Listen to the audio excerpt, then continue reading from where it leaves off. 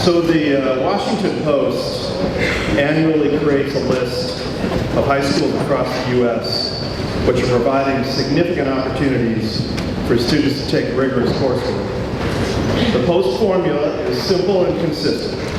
Take the number of AP exams given in a particular year and divide by the number of on-time graduating seniors. It is a distinct honor for a school to be included on the Washington Post list. Fewer than 10% of high schools around the country are identified.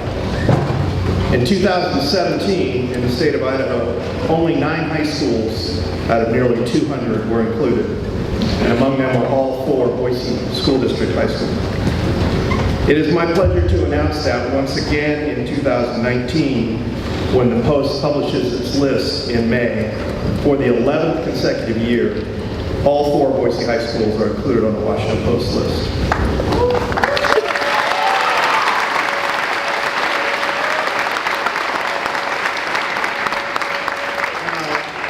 Timberline High School has been consistently recognized as among the top high schools in the country.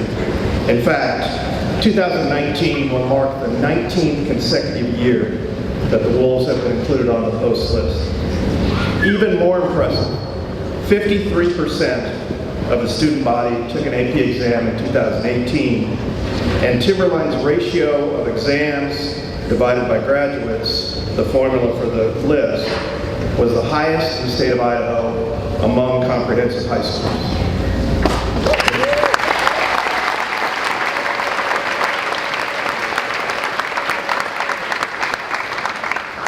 And I would just say you should be giving yourselves a hand for that. It was the first year that Timberline rose to the very top in terms of the rankings in the state of Idaho. And I expect that to continue at Timberline High School. And so it is with great pleasure that I present the 2019 Washington Post Most Challenging High Schools Award to Timberline High School Principal Ted Hay.